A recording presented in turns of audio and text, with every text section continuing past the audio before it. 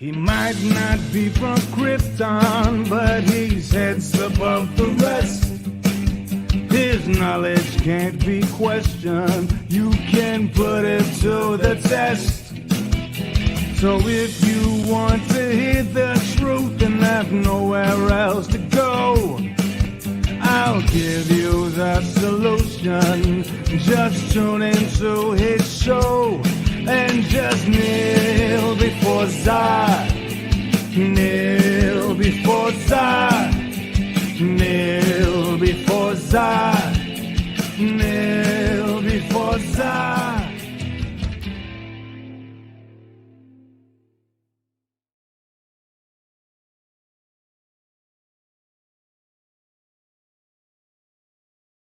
Goodness, I just messed up my intro because I had my mic muted. Hi! Welcome everybody back to the Phantom Zone. It is the most earth-breaking, ground-shaking, but never media show money-taking, the man, the myth, the legend, the most electrifying villain in all of YouTube entertainment today. Mr. Zod and Bitchy will be here in just a second. She literally just got back to do this review. So, today is a auspicious occasion because we get a chance to do another Just Bitching review, our random reviews, and we're actually doing it on something new because we hadn't been to the theater in forever, and we hadn't been to our old theater where we met, and so we decided to see a movie there, and we went to see Spiral. So, yeah, I know. Thank you, Planet Q. That was very true. So, Mr. Black Angus, I will answer that. I'm going to give you guys a short non-spoiler in the beginning, just to give you guys a layout. And then when we get into the spoilers, I'll say, warning, spoilers, in case you want to see the film, so you can click off. But first, let me see who I got in the chat here for this review. We've got Gary North. What's up, Gary? Rebecca, Nikki Harris, how are you? Planet Q, good to see you here. Geekocile Tendencies, Miss Tiffany Daniels, Janie Davis, and Mr. Black Angus, who I knew was super excited to hear this review. Thank you, by the way. So, this film, I will do the boring stuff whilst Bitchy is getting settled in because she just got back. And she's eating, apparently. So I'm going to do the boring stuff. This movie was released in May 13, 2021. It is by Darren, Lynn, Bousman, and produced by Oren and Mark Burg by Twisted Pictures. If you don't know these people, they wrote, I believe, Saw 4 and 5, or one of the older ones. So they came back to the franchise. What's up, Perp? Perp coming in. Do I want to play a game? Depends on what the game is. So, Spiral is the story of Chris Rock plays Detective Ezekiel, who is given a case, a bit of a weird case, of a homeless person who commits murder, and in a very weird way. Come to find out, it's not a homeless person. It is a homeless person gets killed. Yeah, a homeless person gets killed. As they go to investigate it, they find out it is not actually a homeless person. It is someone in their own police department. And the person that is killed is a good friend of Chris Rock, so he must go through the mystery of what is going on and solve the case. And, you know, wacky Saw-like shenanigans happens along the way. So my general impressions of this film, before I dive deep into my complaints, I think that Jigsaw, the style that they went for, was an improvement, although the story wasn't that great. This one is shot very much like Jigsaw. It's very clean. It's a very well-shot movie. Fun fact, Chris Rock is actually the executive producer on this film. He wanted to play in Saw, and he actually had a hand in writing, and I don't think his writing is too bad. I think where the writing has an issue is that this movie is very confused. It wants to be Seven with the investigation, and it wants to be part of Saw. And in this it kind of has very competing tones. Chris Rock is funny as hell, but in a serious way. And I thought he also did the serious quite well. So here with me, if you guys don't know, me and Bitchy, for comical reasons, went through the whole Saw series before, didn't we, dear? Mm-hmm. What were your thoughts on all of the Saws before we get started? Like, I don't think I actually saw the whole Jigsaw movie. I've seen parts of it, but I haven't seen like the whole thing. I don't know if I can remember one or two of the latest movies, but I like the first two. The first two are my favorite. yeah, the first two for me, I'd even say that number 2 was better than number 1 in a lot of senses. It had more money. It was on a grander scope. And that scene where she falls in the pit of needles, you can ask her. I still cringe. I have a thing with needles to begin with. So See, this movie, this one made me physically cringe a lot more than that. yes. Oh. You should have seen her at the theater. It was good. It was great. She's like, oh, I wish I recorded her reactions. Here's the thing. It takes me quite a bit for me to physically cringe at something. It has to be something that is the pain is more relatable. See, like monsters ripping people apart or someone exploding, you know, I can't really know how that feels, but there's things that are just, oh, I'll get more into that with the spoilers or whatever, but that was rough. if you're wanting very graphic, slow, painful deaths, and here's this is perfect. Yeah, and here's the weird thing too. If you take all of the Saw movies, there's actually less of that, but the scenes they have are so much harder to watch because it's actually lasts so long. Like, it feels so long. It's actually, they don't have as many traps as you would think. It's not as gory. Like four of them. Yeah. And 2 of them were kind of similar. So I mean, this is like really interesting because it gave you less, but they gave you more. Ha!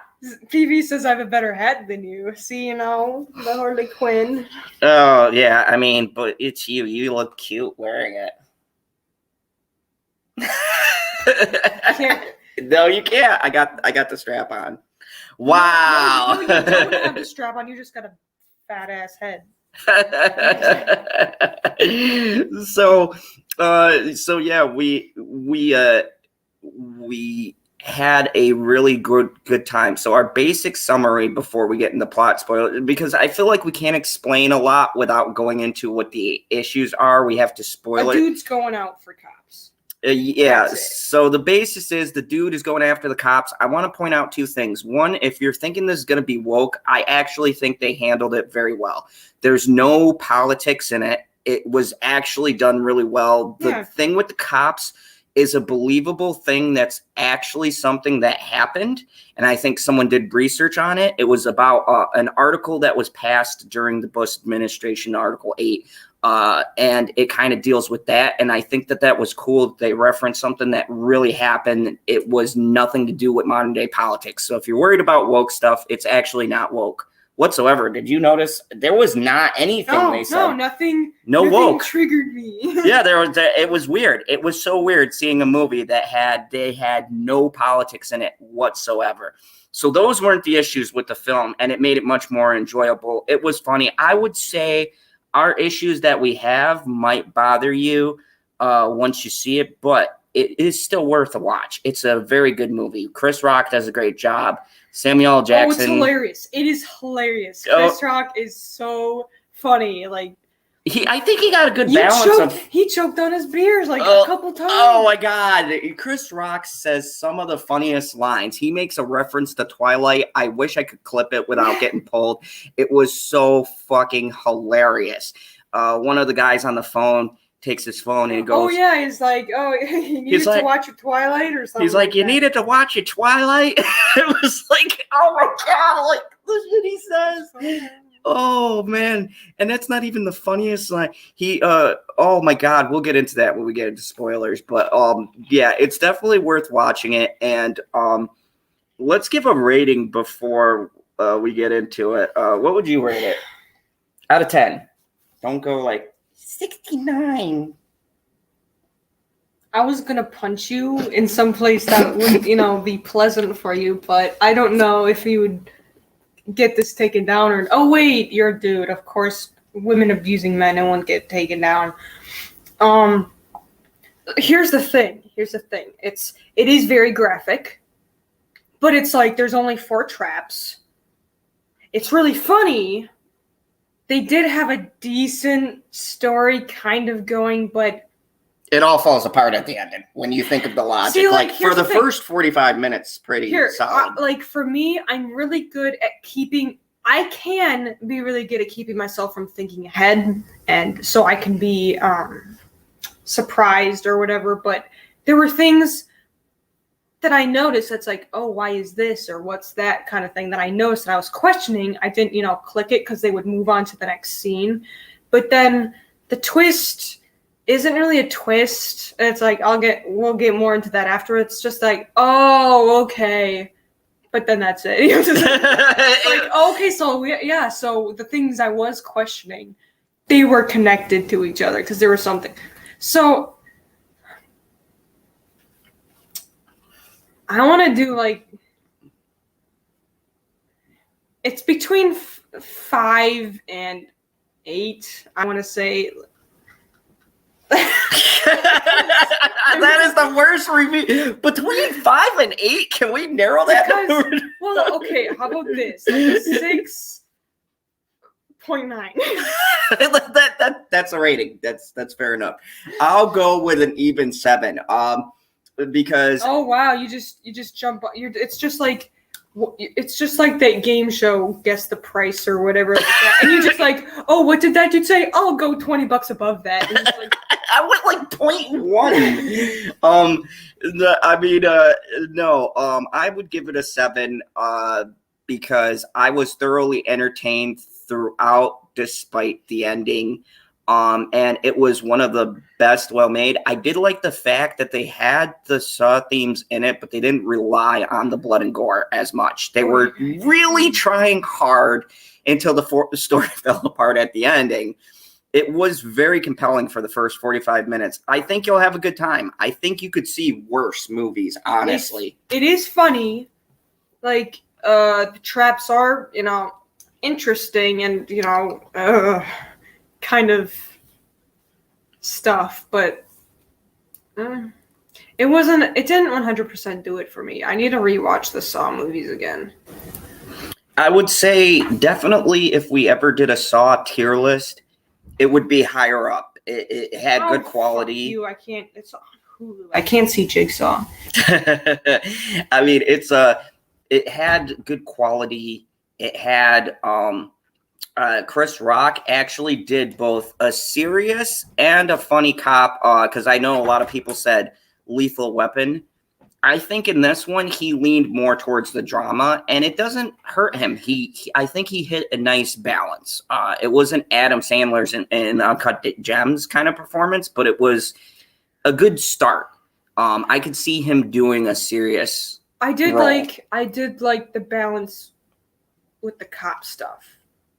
I did like that. It wasn't political. It didn't feel political at all. It was just showing the truth. Yeah. There's bad, blah, blah, blah. And also, too, that's what I want to give. This movie has a big plus for not making the cops look like assholes.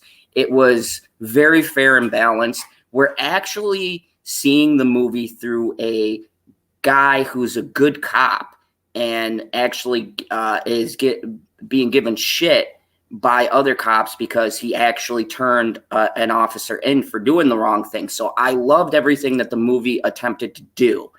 I just think they didn't stick the landing exactly on everything, but definitely if you're a fan of Saw franchise and of crime dramas, I mean, give it a go. I was like 4 beers in, so I didn't catch the twist faster than she did because I think if you drink, you won't figure it out. But if you're sober, it's pretty obvious. But I think if they gave this another go, I think based on what happened, you could have more people involved in this, and that's as far as I want to go. So non-spoilers, I would give it a 7. She gives it a 6.9. We definitely suggest if there's nothing else out, go see it. It's worth seeing. So now, everybody, fair warning. We are going to dive into spoilers. We're going to spoil the shit out of this movie because in order for us to pick out what we... Lower your voice. I love spoilers. I get excited. No, I mean, lower your voice. Yeah. You're right next to me. Well, I can't. I'm still youthful. I have me. I have this sound like the ears of a bat. Like, okay, so what? It's hard for you to understand, but you don't need to speak that loud. Huh? Am I good here? What's that? What's that, Sonny? You're back here, you little whippersnapper. So Black Angus is saying, "Spoil me, Daddy." Okay. Well, let me take another drink for this one because that was just. That's only number 1, isn't that? You only had one left. I'm gonna drink this motherfucker as fast as possible. So let's get into spoilers.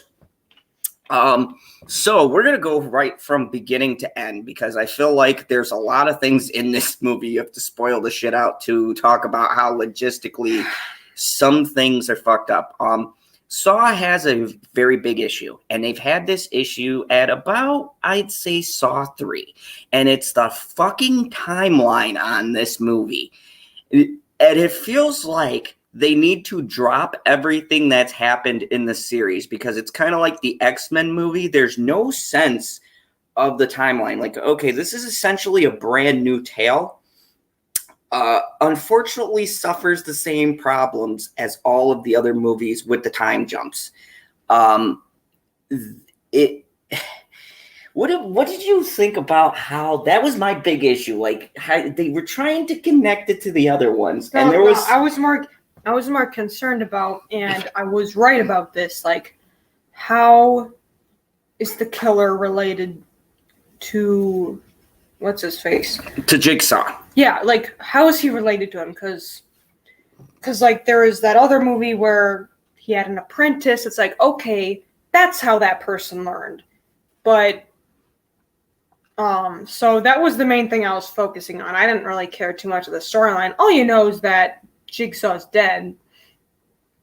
Or we should just go into that later because that's at the end. That's at the end. But yeah, so let's just say the timeline's a little bit wonky. So the beginning of this thing is essentially Chris Rock is a cop who narked on another cop. Now, if you guys know the police code, you don't rat on an officer. His partner he was with, had shot a witness. And said he had a gun. And said he had a gun and planted one on this witness. Now, I had a couple of issues with this, with the fact that my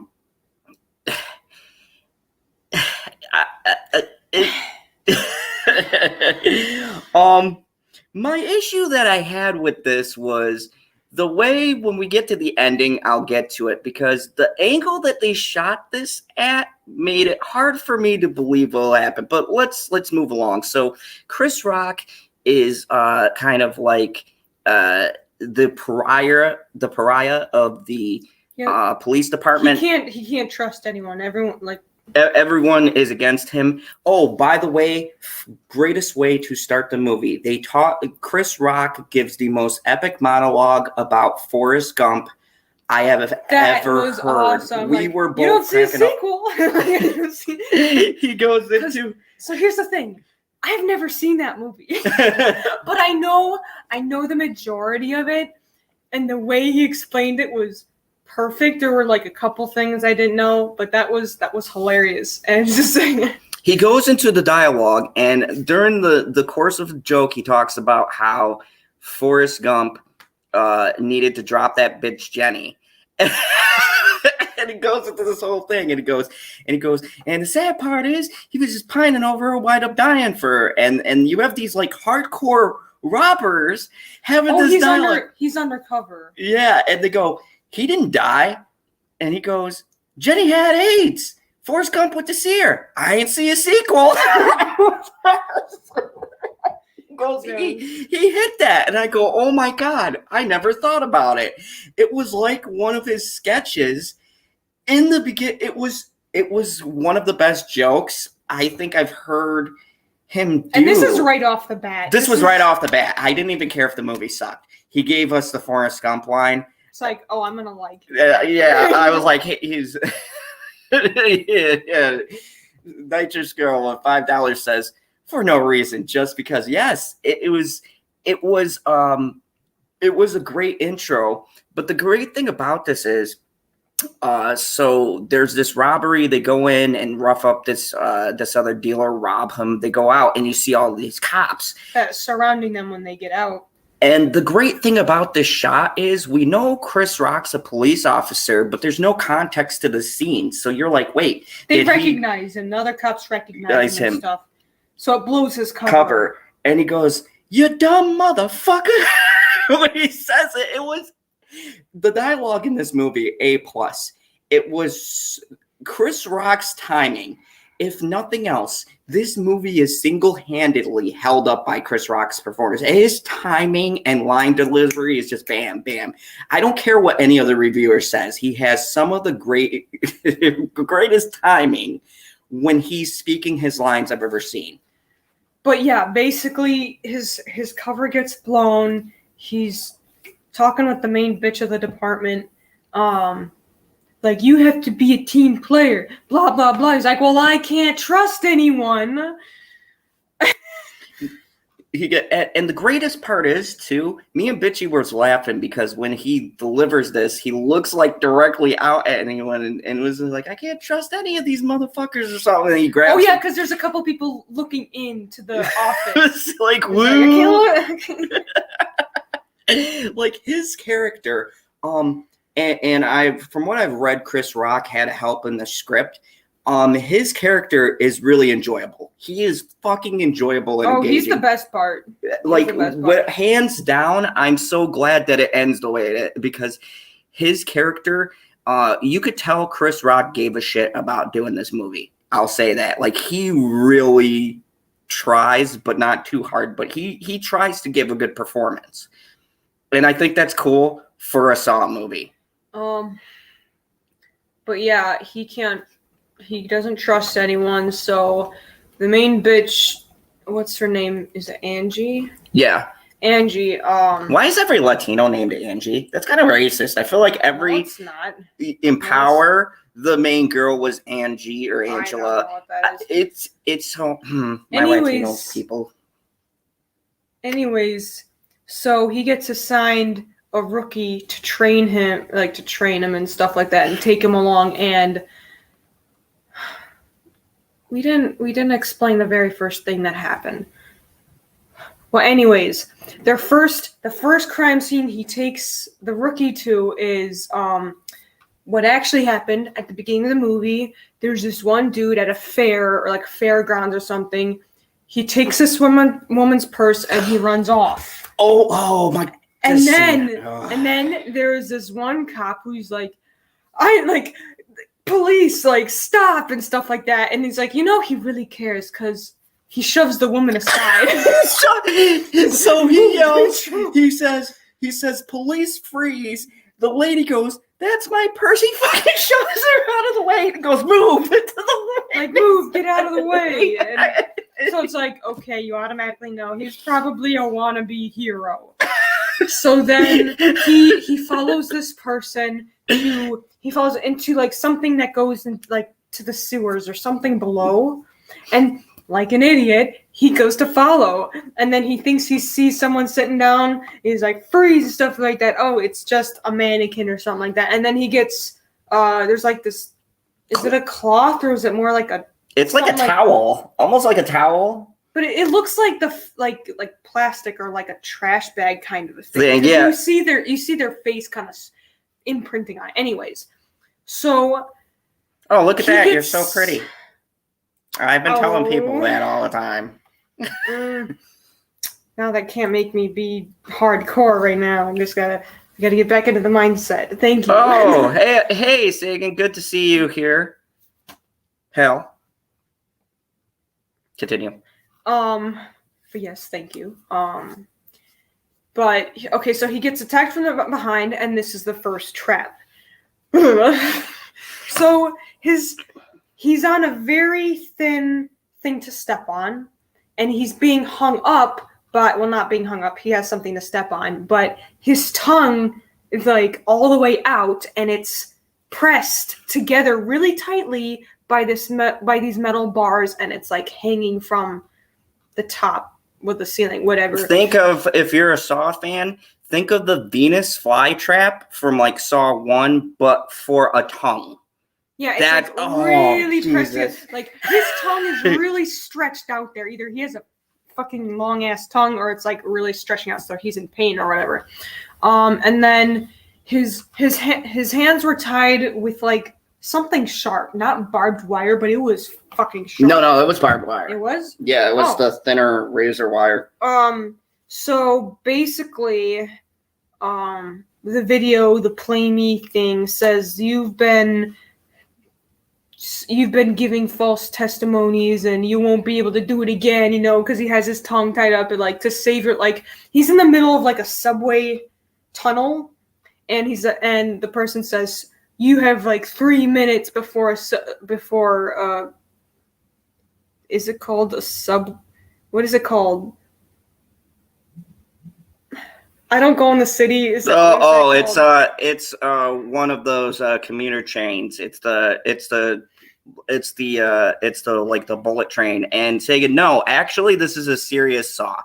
Chris Rock does give a serious performance with humor in it. You will laugh your ass off. He tells jokes, but he gets deadly serious towards the end of the movie. But basically, he has 3 minutes to get out of there, which the person on the tape says if you jump off the little step thingy he's on, the sheer weight will be enough to tear his tongue out.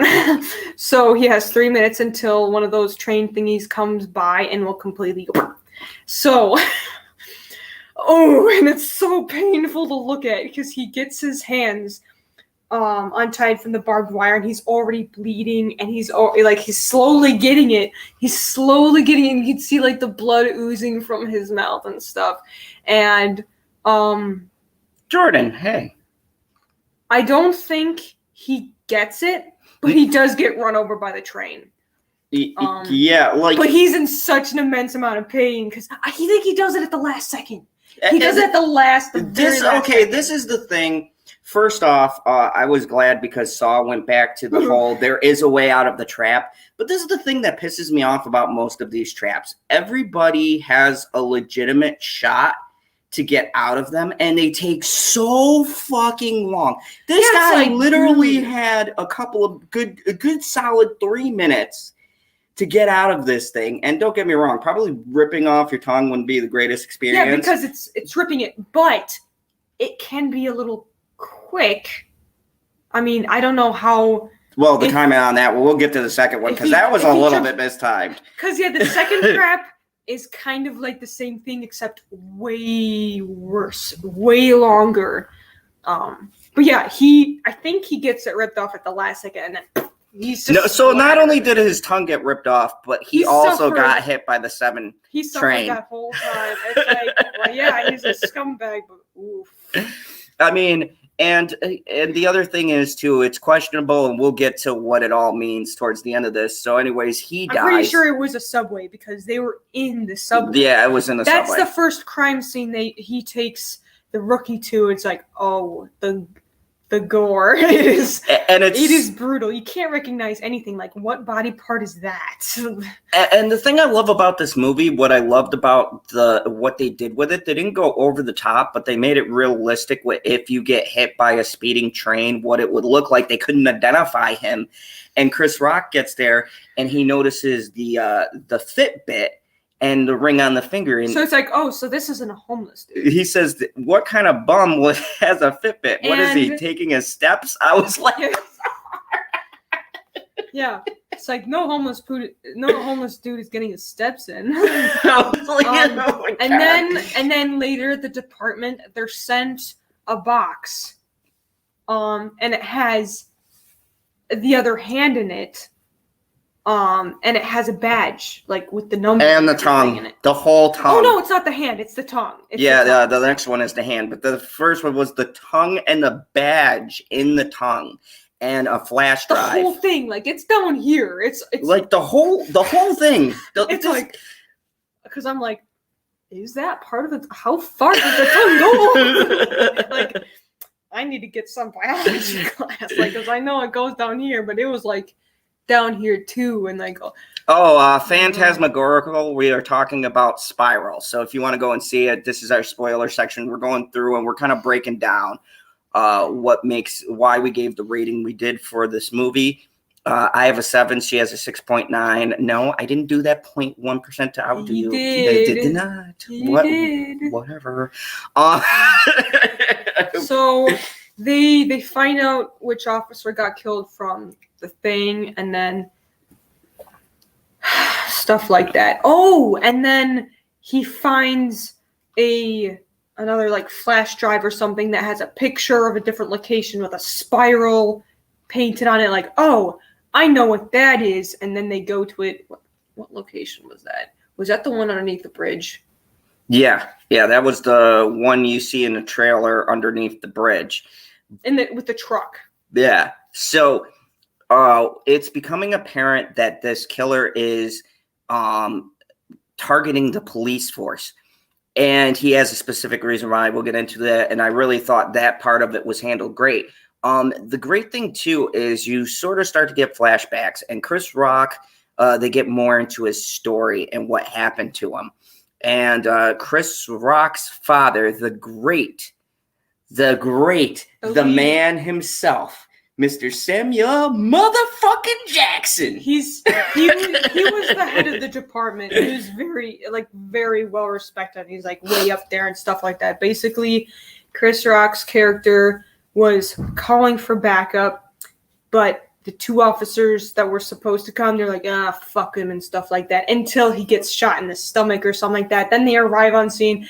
Samuel L. Jackson's character in this, there's several parts. Like, there was a flashback of when Chris Rock's character like came up and like he shouldn't have gone there because then the news people like reporters followed him or something. And he's like, oh shit! And then his dad's door was like slightly open and there was a reporter being like, hello, anybody home? Kind of like knocking, and then Samuel L. Jackson's like looking at the door and stuff like that, just waiting like while the door's partially open, and then the reporter like goes to open the door, and he's like, boom, he just like completely breaks the dude's nose, and he's like, oh, I'm sorry, I thought I saw your face trespassing my property and stuff like that. Like, Samuel L. Jackson, you do not see much of Samuel L. Jackson, but folks, what you see is fucking magical. Every scene Samuel L. Jackson is in is pure gold. And then pure gold. When Chris Rock he gets shot in the stomach because no one came up, Samuel L. Jackson was like, he called for backup 3 times in the past 8 minutes. Where were you? Like, I'm gonna ring up dispatch and see or something like that, and see who is the closest in proximity and stuff like that. And then he notices one dude kind of like turn away or make a face like it was you, and he goes and like he totally like he loses it. He's like, you motherfucker. He takes his gun out and he goes, I'm gonna tell you right now, the motherfucker that did it. And I was like, no, that's what he's saying. Like, I'm gonna call dispatch, whatever. I'm gonna see who is the closest in proximity, and then I'm gonna take this gun and I'm gonna shoot him. And I'm gonna shoot that motherfucker. I was like, yo, Sam Jackson, please don't ever change, Sam Jackson. Oh God, it is some of the greatest. Samuel L. Jackson is another one of those treasures, but Planet Q, we're gonna get to that because I was just gonna respond because it's not quite that. It's not quite that. We thought it was gonna go in that direction, but no, it's actually that. I have feeling when we get there. I've got feelings. Wait a minute. No, that second crime scene was after that dude who Samuel L. Jackson attacked, he was one of the dudes that didn't come for backup and stuff like that, betrayed him, and he's like Chris Rock's number one enemy here, and the number one person he doesn't trust. So that dude, he's with this other female officer, and they go to this one store to look at the security cameras, and then that shifty cop, he's like, oh, I think I know that person, and that woman's like, should we tell Chris Rock? Because he's the lead investigator for this, because he was at the crime scene first, whatever. He's like, no, fuck him. Like, we'll you search out this spot, I'll search this spot, stuff like that. So, of course, if this big spooky place at night, going in there alone, to a person who's like a drug dealer. This is the thing that gets us, okay? So this guy, even if he doesn't like Chris Rock, this was another one of the issues I had. Even though he doesn't like Chris Rock, this guy goes to a known felon's like secret drug den, doesn't call back up anybody. He just goes to check it out by himself because I guess he's got a gun, and that's always how people in a Saw movie. Every cop, they go like they have their gun and everything. It's like, and that's not gonna work. Yeah, so he goes to this place by himself, and then he gets attacked, the face thing from behind. Yeah, the face thing. This one was interesting. Before you go on, because I want to describe the trap. No, I'm getting to that. Before they show you the trap, remember, they didn't show you what he was in yet. They go and cut to the truck, and then there's a flashback showing you. Oh, so you see, what did they have? That's what they had. Where in the truck, they find a box with a hand in it and a badge and everything like that. It's like, oh, he recognizes, the one that fucked him over, the one he fucking hates. But he's a good cop, and he makes orders anyways. Like, okay, we're gonna find him. He's still a good person. And then it goes back to the flashback where. This was her favorite one. Oh man! Oh, this was so bad. Oh, okay.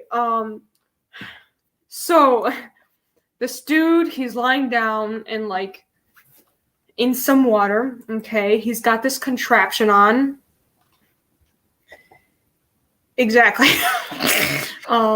He's got this contraption on his head and stuff like that. I'm like, I wonder what this is gonna be. And then he's able to like sit up, and you eventually see that his fingers are, like those Chinese finger traps. Oh yeah, and this was even rough for me, but I watched the whole thing. She closed her eyes. It's like it's like one on each separate finger, and the chains are connected to something forward, stuff like that. So he can't get out. And basically he's the recordings like, oh, you done this, you done that. Was he the one? He shot an innocent person while pulling them over. Like they had their hands up and everything, but he just went and shot him. He's like, your finger pulled the trigger and it won't anymore. To save your life, you have to bite down on the contraction, and these will pull to a point. Like you only be able to go a certain amount, and it's gonna pull your fingers off. And I'm just like, oh, it would have been much better if they were like, cut off, because you can bite your own finger off, just chop, and like, so if they were cut off, it would be like that. But this is pulling. It's a very long scene for me, because they were just pulling, and you could just see, if you want violence, if you want to see gore, this is it. Because they show in gruesome detail, like one finger coming off but not the other, and the other one's partially off, and you can see like the bone and the like tendons and stuff like that. Oh, he had to do it before the water rose up and would hit some electrical wires, and if he didn't do it in time, he'd be electrocuted. So he eventually does it. It's going, and then it goes to a point where he's in such immense pain that he lets go, which, I mean, if you're in pain, wouldn't you like clench more? But whatever. I obviously won't get my fingers yanked off. But there's like a point or two when he hesitates and he doesn't bite it, so he loses some time and he eventually gets electrocuted and then just burn the shit out of him, and there's blood in the pool and everything, stuff like that. So they're looking at that crime scene. You can go ahead. She's traumatized. No, I mean, it's when it comes to death or gore, I'm morbidly curious, okay? To a point. Like, it's like, okay, I got a decent eyeful there, so it's like, this is one of the things I wanted to watch, which was the traps and stuff like that. And, yeah, so for the 4 that are in here, they scale them back, and I would say they're not outlandishly brutal, but they're realistically brutal, like very realistically, where you go, oh, that would really do that. That would happen. Do we need a book on what to do when it I wonder if they actually have a book like that. Yeah, we really do. Wonder. We really do, because no, see, like, here's the thing. Women are more aware to that certain stuff, because we'll get to the woman who gets hers. No, but that's in the police station. That's not. I mean, yeah, to be fair. I'm just saying, other than that one woman character, the bus driver in Nobody, who's a freaking moron, you should know that bringing a bunch of drunk dudes onto a bus at night with only a couple other people on the bus is a freaking bad idea. You should know better. Anyways, I'm just saying, the men are not as aware because they don't have to deal with, stuff. Anyways, on that random note. So, so that guy dies. The traps are set up to fit. I mean, we'll get into it, but they are targeted. Yeah, they're targeted, and they're for specific reason. Specific people and a specific sin. We already kind of touched on that because, like, because so far each cop, like, there's 2 cops so far.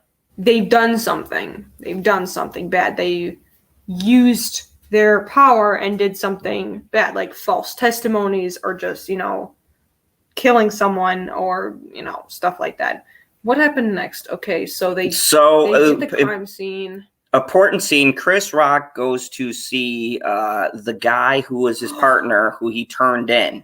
Oh, they get a box. They get another box with skin. Like, it's like a puppet or something, and the bottom half of it has skin, and he sees a tattoo of a name that says Charlie, and he remembers the rookie he was training. He was talking about his son's name being Charlie, and he remembers that tattoo, and he's like, oh crap, kind of thing. And they find him in a meat locker, skinned. Yeah. But the thing is, they didn't show the oh wait, I forgot what was the trap. Was it a trap?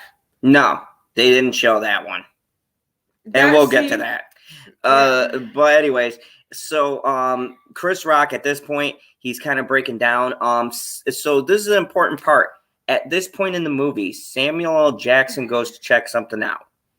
And then they cut the scene. Wait. One last thing with the arm or the skin.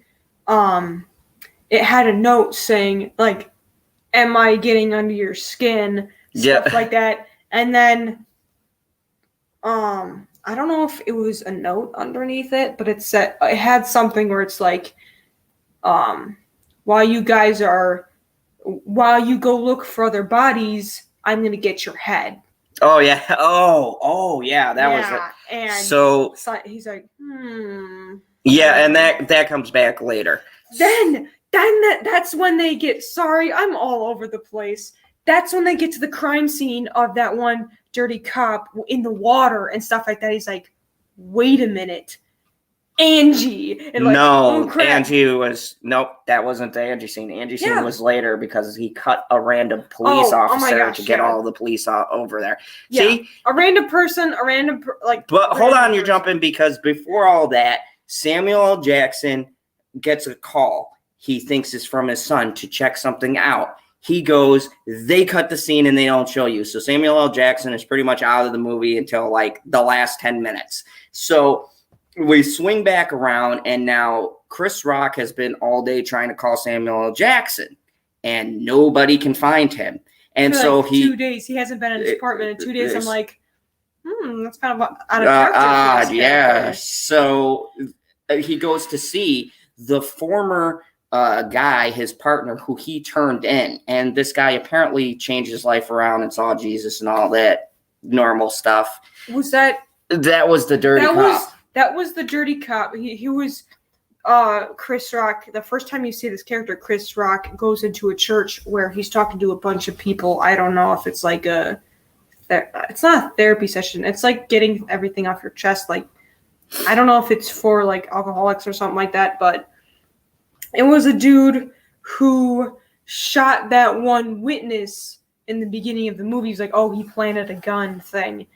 And so, yeah, he goes to see him, and then he leaves and stuff like that. And then we get to the whole thing where they find the body, everything else, and then something random and strange happens. They find the detective, and then after they find his body, that's when he gets another call. So they get two simultaneous calls, and I gotta admit, this is pretty awesome, but at the same time, this will swing back to when we get to the end, why there's an inconsistency in this whole movie. So they get one call for the cop that they found who failed the finger traps of death. Yeah. And then they get another call about a random ass cop being attacked. Yeah, he has like cuts, like these big cuts on his arm. Like, I don't know why he would go after me. He's like no reason whatsoever. He's like, it was a distraction, Angie, stuff like that. And because everyone's out of the police station. And she's in the basement. Oh my God. This was, I gotta say, this was not only epic, but ballsy. The killer goes after the police chief who's been in the movie and gets her in the fucking evidence locker. And it totally makes sense how he does it. I'll give her credit. She's a badass because she's in police station. You don't expect the killer to be that brazen, but he throws in tear gas into this room and locks her because it's like an evidence lockup. He fucking set the trap up in the evidence locker and lobs in tear gas and subdues her that way. And I was like, that was both ballsy and clever because no one would expect that. And so here's another favorite one. Here she is. She's tied down. Which I don't think, each of them have their own different agonizing pain, but this one's definitely not as bad as the other ones, but it's still bad. She's tied down, she's strapped down, and her head is like underneath this faucet thing, and the recording says something like, you've been tampering with evidence, getting cops out of situations when they did bad stuff and stuff like that. They did something like there's a blade underneath her neck, and she has to cut her spinal cord in order to stop wax that will be pouring out onto her face. And I forgot, like, he said something like a pun or something, like, you let cops walk out of trouble, you won't be able to walk out, but you can live, kind of thing. Like, I like these little puns. He was like, you may not be able to walk out of this situation, but you'll still have your life. And I was like, oh, this guy is not fucking around. So while Chris Rock is trying to get to her, driving there really fast, she's having this hot wax poured onto her, and you can see the blade slightly cutting. I'm just like, would it be worth it? I mean, your face is fucked up for life. You wouldn't be able to walk. What?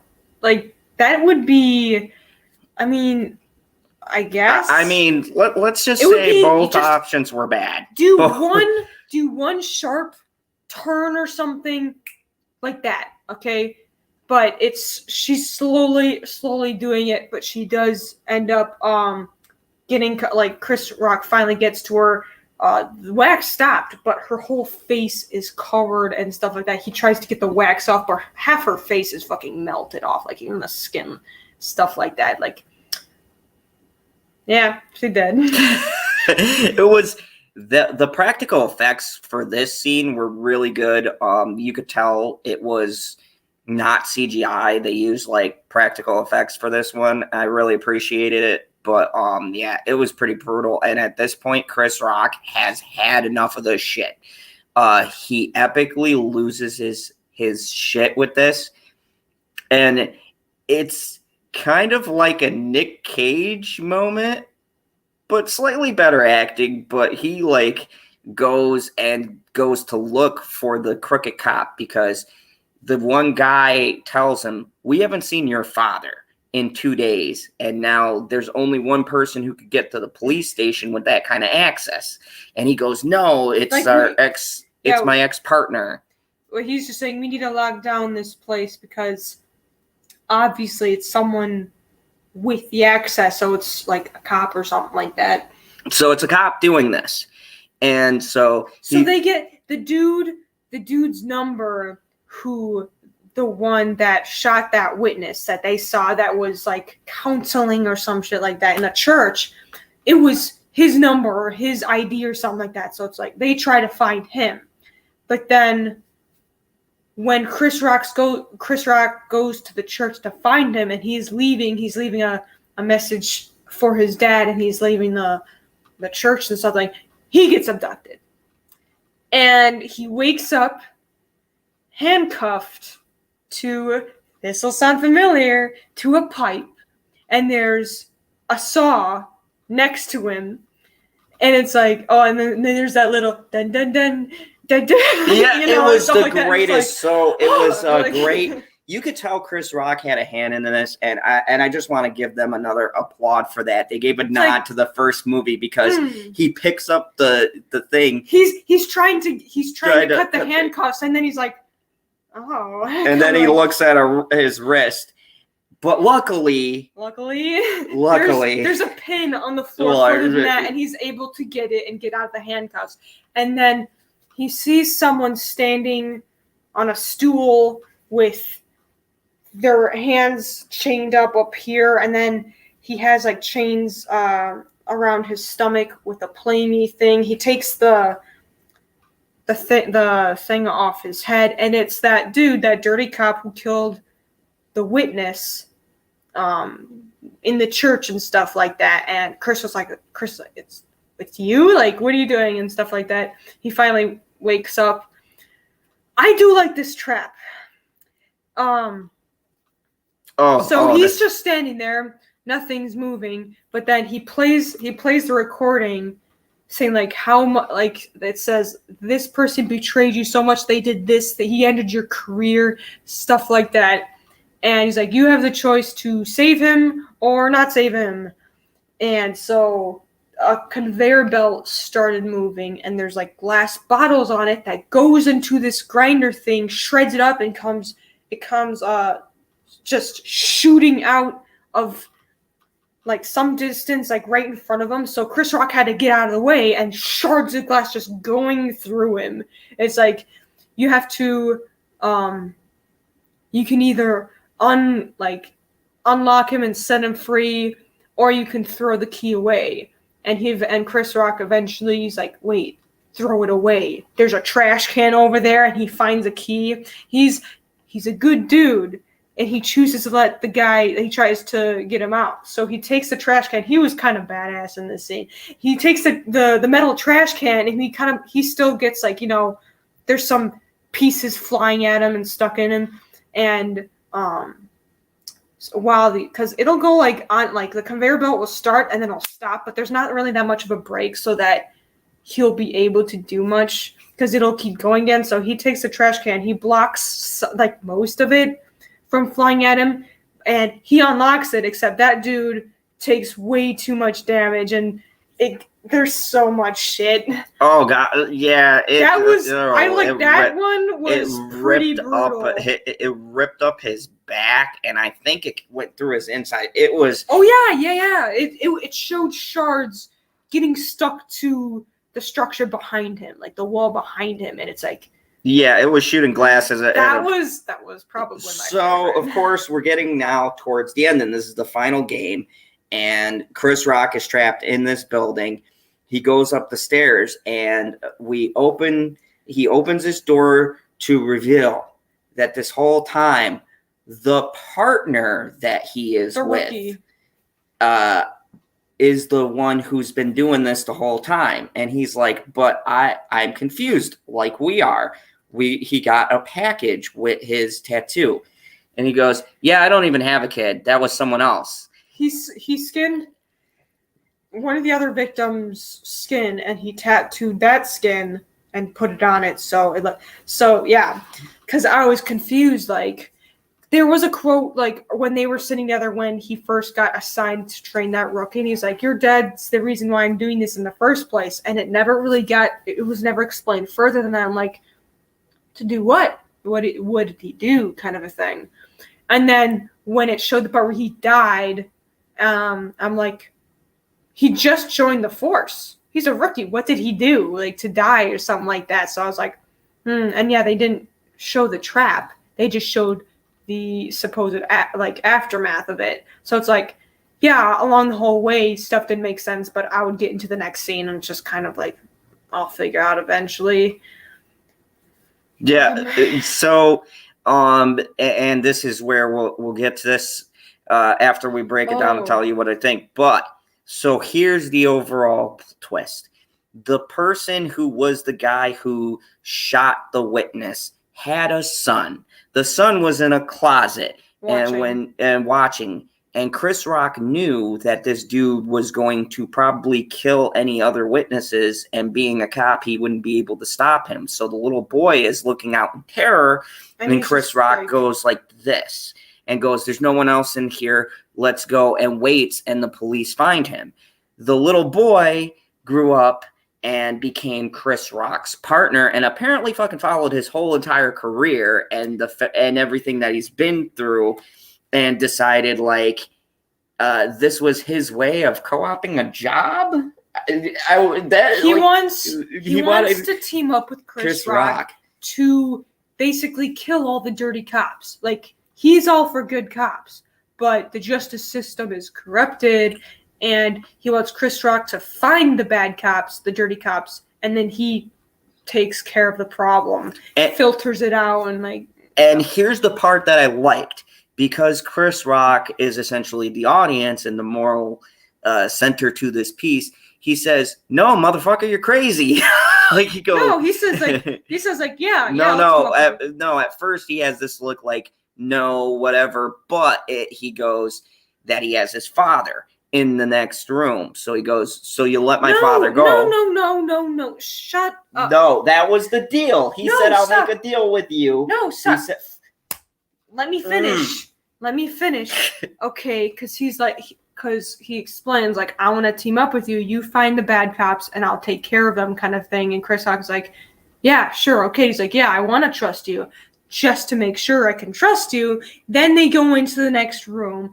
His dad is hooked up from things on the ceiling, and there's tubes, like these small tubes coming out of him into separate jars. So it's like, okay, he's obviously bleeding out. While being hung to the ceiling. Okay, you can do it now that you let me explain. No, you still explained that wrong, because he said that as long as he let his father go, he would join him. Before he said that. And then he said, I want to trust you, but, and that's when he brought him in the room.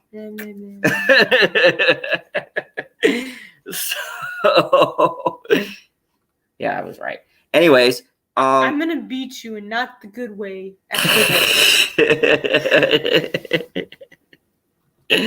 So anyways, they get to the room, and this is the confusing part for me, because he's been bleeding him out for a while. For some time, and he's like, okay, in the next few minutes, he is going to bleed out, and you can either shoot me with that one bullet you have left, or you can shoot the target up there and save him and stuff like that. So he finds out that his dad did stuff with whatever 8. What was that thing regarding the cops that can like get away with stuff to lower crime? Article 8. Article 8, like he was part of Article 8 and shit, so his dad was doing bad stuff. Which led to this one cop. The father, it's hard to explain. So the father, I guess, essentially knew about what this guy did, and he essentially should have probably got more time or whatever else. But the police chief at that time and then the lady who took over, they all covered up this one incident. And then they tried to make everything okay, but of course the kid who's the killer now, it was too late for him.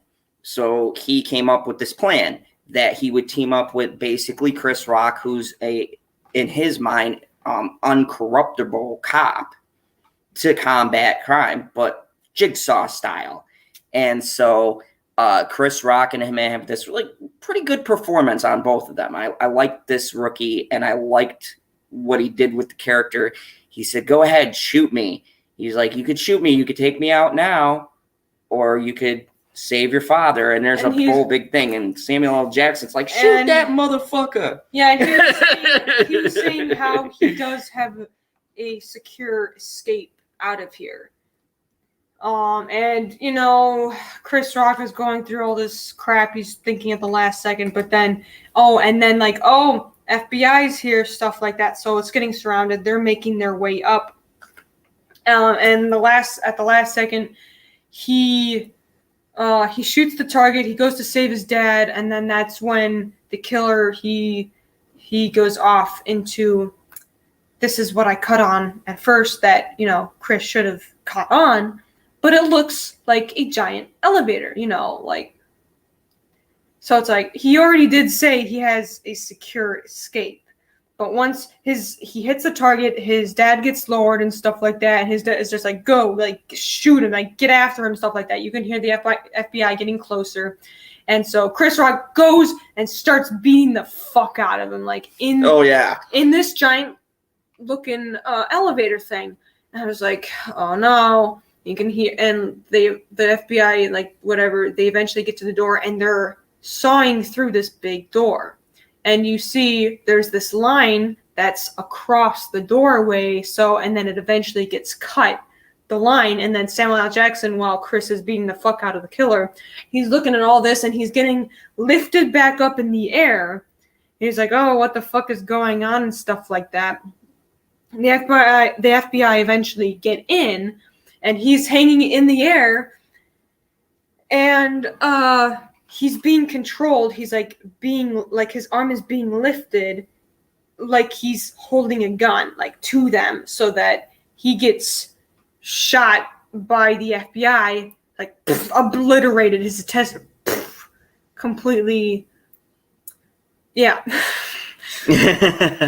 So basically, and here's the cool thing that I did like about the ending. So they literally flash back, and if you watch the movie closely, the puppets that are scattered in the movie actually play a part in the trap at the end of the movie, because the trap is exactly how the puppet looks, and it has a gun in its hand and everything, and you can't see what the overall picture is till you get to the end of the movie, and it's Samuel L. Jackson, and it lifts his arm up like this, and all of these SWAT people just fucking shoot the shit out of him. And you see Chris Rock like, no, in his Chris Rock voice. And the dude smiles and goes like, yeah, and then he shuts the door to the giant elevator. It's like you should have known. If I can see it from a movie shot that's an elevator, you should have known. Like, he's just standing there. He was taking the beating, and just like, you should be questioning at this point. But it's like, of course, he's full of emotion and stuff like that. So it ends with him leaving and stuff like that while he's on the ground with his hands behind his head when the FBI just completely blew up his dad. So he's going to be mentally scarred for like ever. But it's very ambiguous. I think they can bring Chris Rock back. I think that's maybe the idea that these two are going to be, or he's going to go after him now, and that this guy's the new Jigsaw. Now, here is the issues now that we've reached the end. I want to get to this. So here's the thing. Go ahead, because I got to use the bathroom anyways. So this is the point I was trying to make earlier, where it's like, okay, who could possibly do this? Because Jigsaw's dead. So he can't have another accomplice, because that would be the only explanation of how someone can do the traps this good. But it's like, so this person seems to be in his mid-20s, because he's talking about just starting, like he did so much work just to get in this career. So it's like, how did he learn to do all this? It's not like just reading some files will help him, like on the old Jigsaw traps and stuff. That alone cannot give him that amount of intelligence to do all of this shit. So that immediately, that's probably the number one thing. It's like, I don't like that, because anyone can just make traps now. Any psychopath can just track people down and get them. Yeah, that was our issue, was like, okay, so Jigsaw was a literal architect. He built stuff for a living. It took him, even in the Saw chronological timeline, it took him like almost a year to come up with his first game. And this 20-something-year-old kid, according to the setting of the flashbacks within the movie, it doesn't track to how he not only got through college, got his degree, became a police officer, but learned how to do So he's most traps. likely like he's around the age where it's like he'd be straight out of college or straight out of courses that would get him into this ranking, into the specific department. And coincidentally being paired up with him. And it's just, that's the number one thing. It's like, not anyone can make something like that. It's like, yeah, the traps were kind of like, they were brutal, but yeah, the original were more, it's good. One of my favorites is the one where the people were on the spinning spiral, and there would be a shotgun going off. That one was nice and complicated and tricky. I like that. But I mean, even with Hoffman. Okay, so here's the breakdown here. When you had Jigsaw, he was an engineer. With Amanda, she was his disciple. So he was teaching her. With Hoffman, he was a police officer, literally engrossed at the time with the Jigsaw case, and came pretty close. And even Jigsaw had to correct him on what he did wrong with his own trap. And he says it in the movie. So for this 20-something-year-old kid to perfect brutal things, 4 brutal traps, roughly, I mean, they're not exactly like Jigsaw's, but you could see the sign. They're not the same, but they're still brutal. They're simple but brutal. Yeah, so that was where we kind of said, once again, though, I feel like it's a nitpick because this movie could have been worse. And it could have had it should have had a better twist. I was like, oh, okay. I was already getting hints. I was already getting hints this is weird. Stuff like that. Things along the way. And then, I was like, oh, I wasn't as surprised not nearly enough as the first Saw. That will always be the greatest, because I've always wanted something to surprise me that was the best ever. Nothing will surprise me as much as that, and I'm still wanting to find more stuff like that, but it was just oh, okay. Yeah, and you got me a little bit. Thank you, Diamond Knight, for the $2 super sticker, which is a hey you with a pair with shades. love it. But yeah, so I mean that and look, I feel like these are little nitpicks because when I saw Jigsaw, honestly, that to me had more technical flaws than this one did.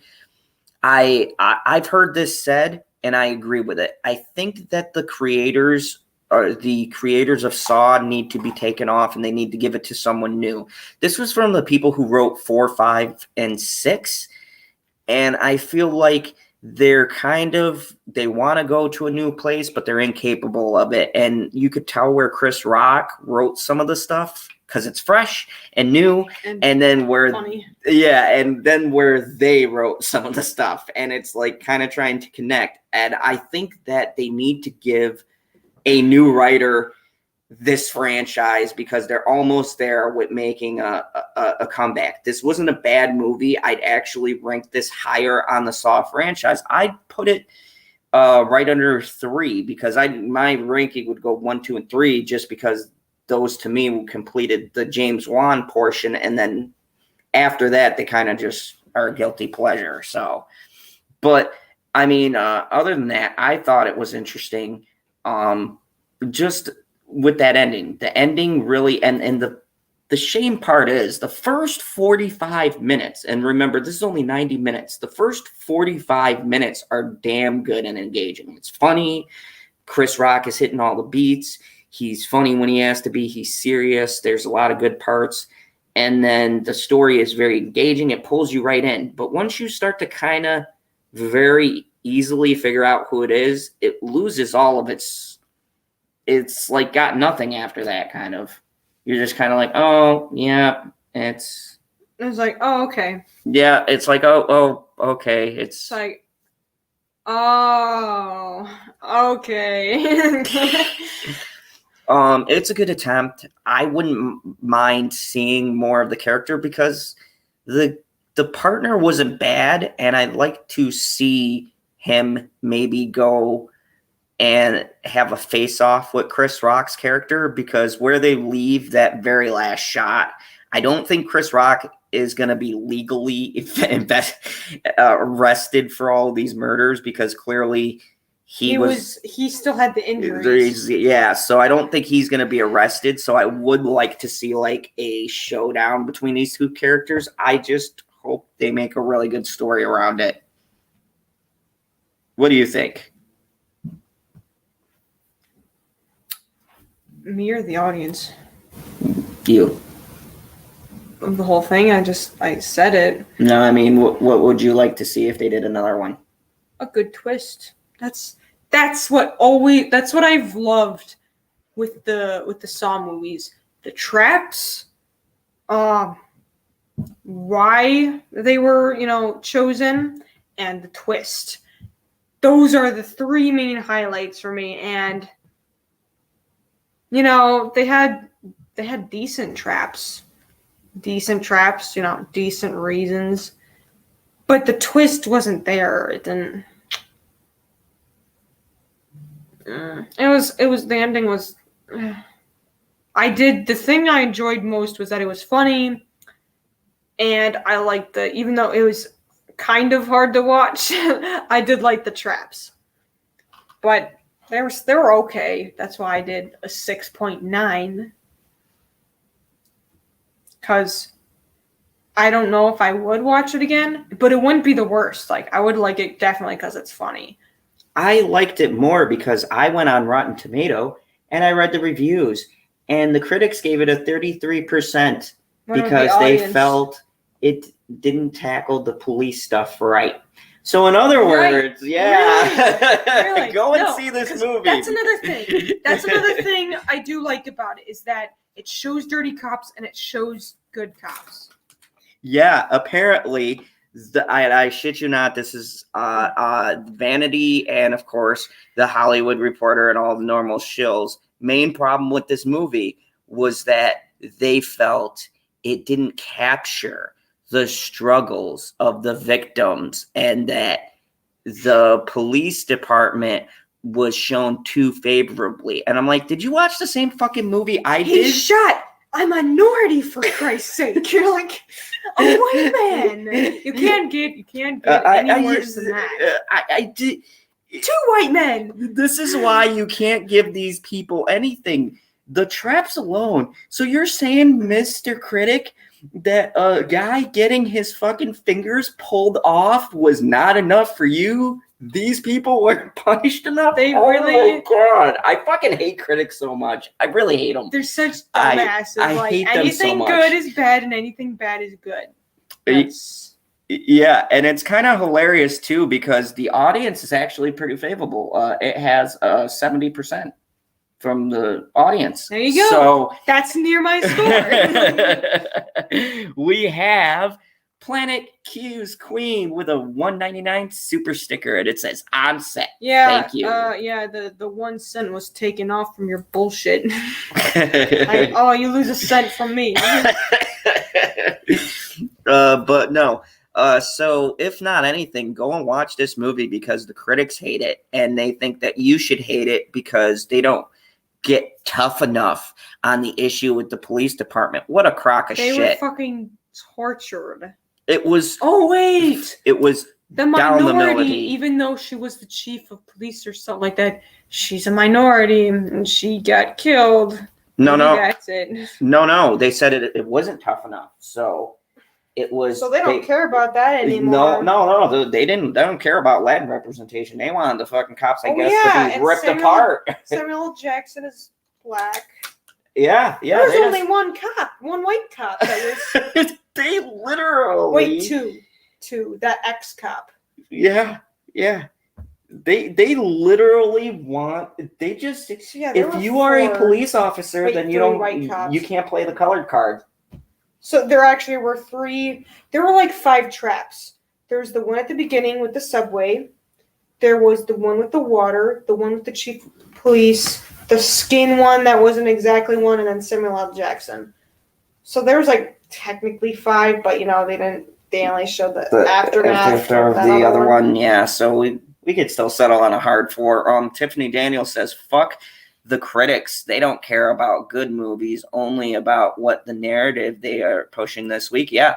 I would have thought, I was interested too, because we're pretty much done with the movie. Go see it.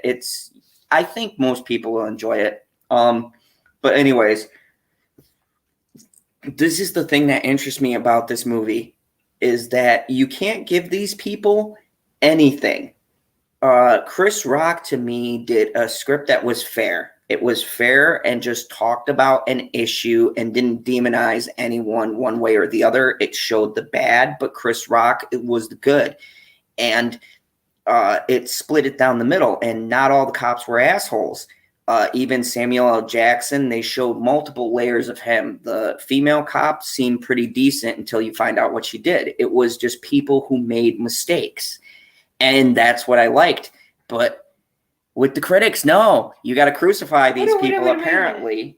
I just realized, usually there's one person from the Saw movies that survives the traps. No one does in this movie. Oh, yeah, Chris Rock did. He was on he was handcuffed. I mean, his hand survived. He was good. He was being used for that trap. I mean, his hand could have been a goner. That could have been The pin was placed there. I know we figured it out. Stop. Oh, assault! No, it's not. Help me. You're white. You don't have any privileges. Get away! Rebecca said, "Never trusted the critics, never will. I will decide what I like, what I don't like. I don't need someone else to be my voice." Absolutely.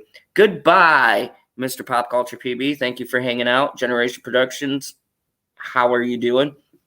So, yeah.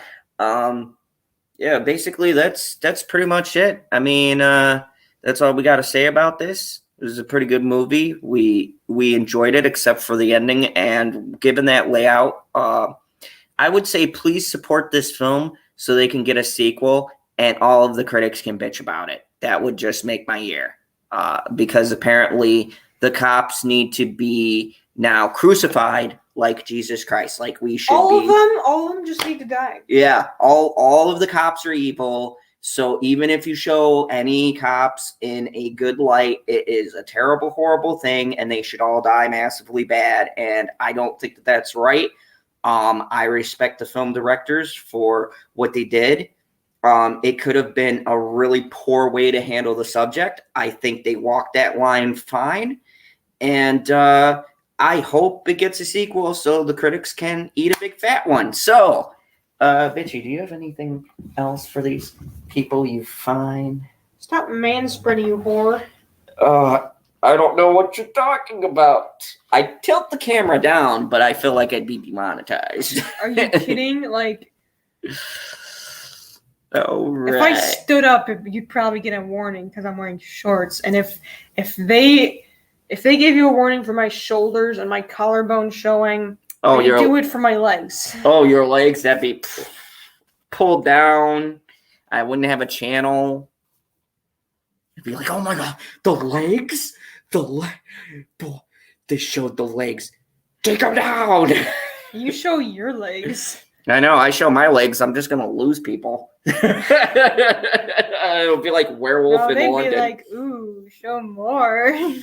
I mean, if they're into werewolves. No, you're not that bad. You're a medium. He's a medium. He's in between. They'd be like. He's in between no hair and a lot of hair. Everywhere. You know, you're a dude. You're gonna have hair. You know, you gotta do a bit on the chest. That's enough right there. Oh man. Let's talk more about body hair. Yeah.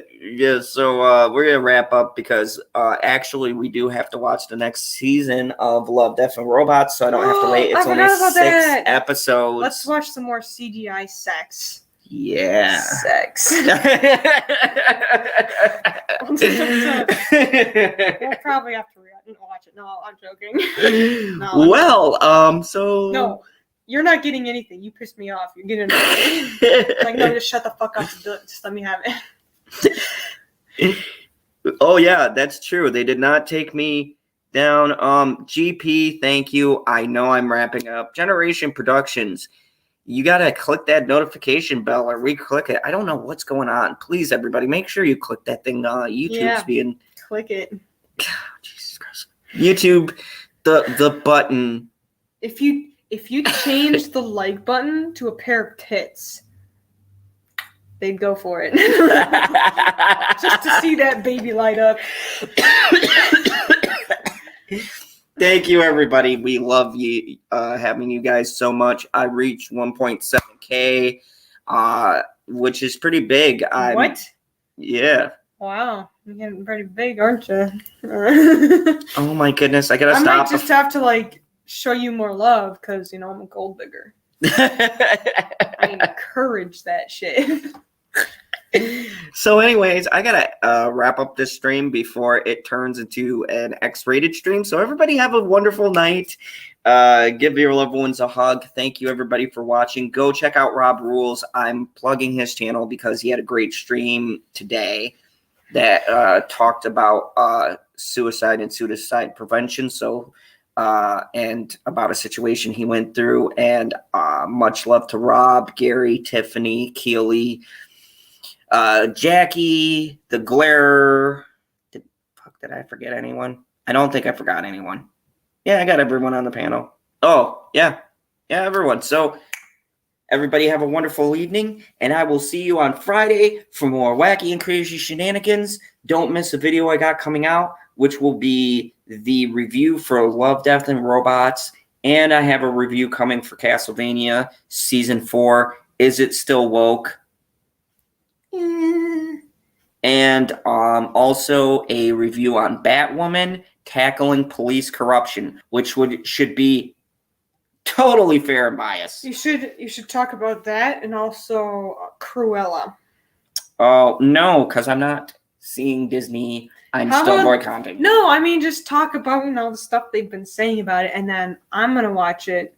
And then I'll tell you about it. Oh, yeah, how Cruella is the next Disney princess. that we deserve. Grace Randolph, please stop talking. Cruella is not a Disney princess. She is a villain. Puppies. She kills puppies, and you want this girl to be a Disney. Fuck, what is going on? Oh yeah, and there's possibly LGBTQ representation in the movie, so it's like. Oh yeah, the henchmen are gay. Jasper, So Jasper's gay. They're probably fucking in the car, like. Yeah, so like when they look forward to that one, everyone. In the cartoon when they wait for them to do their nightly walk, they were fucking. So I still hear it's pretty good, but that's from the critics, and their first thing that they said was that there's LGBTQ representation, and Cruella is the next Disney princess, which the actress Emma Stone came out. I read the interview, and she said she is not anyone that someone should aspire to be, so bless your heart, Emma Stone. Don't let Disney control you. You stay you. Anyways, we're going to be bringing you all that. Have a wonderful evening. And as always, remember the only rule here in the fandom zone. Do you want to play a game? Live or die. I hate your impressions. Of the darkness before.